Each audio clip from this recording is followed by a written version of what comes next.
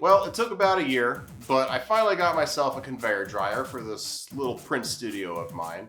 And after a lot of thought, I decided on the Vastex D100, otherwise known as the tiniest baby boy conveyor dryer that the industry has to offer. I feel like I have to explain why I went with the D100, and really it just comes down to space. I mean, I've said this multiple times, but I'm working out of a one-car garage, no more than 200 square feet, and I needed something that fit in here and still gave me a little bit of room to move around.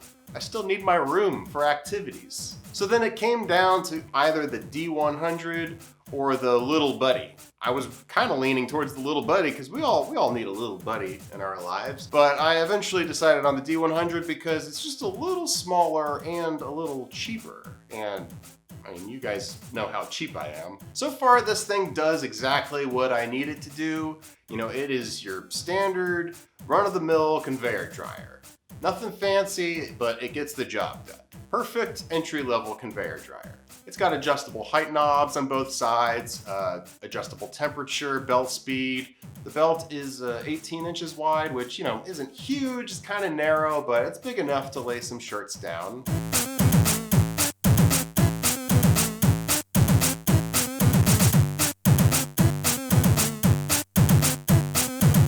I'm not sure I want this to be a review per se of the D100, but I'll just say that so far I've printed a few shirts on this thing and it's done exactly what I need it to do, and that is cure ink.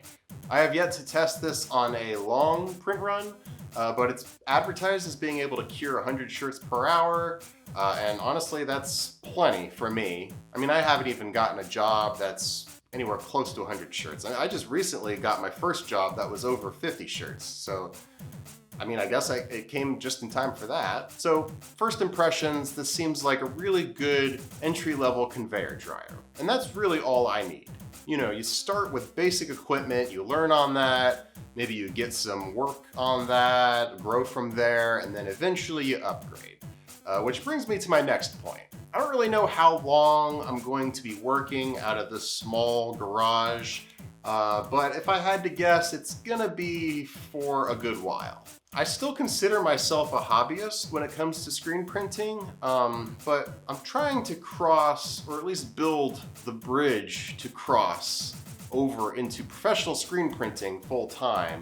I mean, who knows when or if that actually happens, but for the foreseeable future, I am in this garage. And so I feel like I have to take considerable measures to future-proof this workspace, if that makes any sense. You know, in case I do upgrade some equipment down the road, like my printing press. I would love to get a 6-color press in here at some point. Not that I really need it right now, but, you know, eventually I anticipate getting a 6-color press. The problem is I don't really know how I would get it to fit in this current workspace. So the equipment that I buy right now, I'm really buying to kind of make it easier to transition down the road.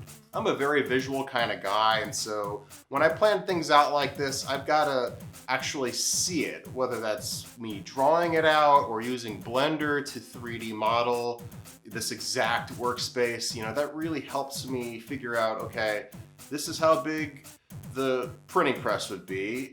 This is how much room I have to put a workbench, you know, my screen drying cabinet, exposure unit. It really helps me visualize what my workspace would look like and what my workflow would be like. But the goal is to fit a 6-color press in here at some point and still maintain a fully functional workspace. That's the challenge in all this. And honestly, it is a fun challenge for me. We've all got limitations, whether that's space or money. We've all got limitations. It's just about finding creative solutions to those challenges and just overcoming that. Anyway, that's gonna do it for this video. What kind of workspace are you guys working with? I mean, do you guys work out of a 1-car garage like I do? Maybe you've got a 2-car garage or a 3-car garage. You really don't need to worry about space if you've got that much. Or maybe you have a whole warehouse. Let me know in the comments what you guys are working with. Do you have to plan like this, like I do? I'm really curious what you guys do to overcome your space limitations. Make sure you like, comment, subscribe, all that stuff. Thank you for watching, and I'll see you guys next time.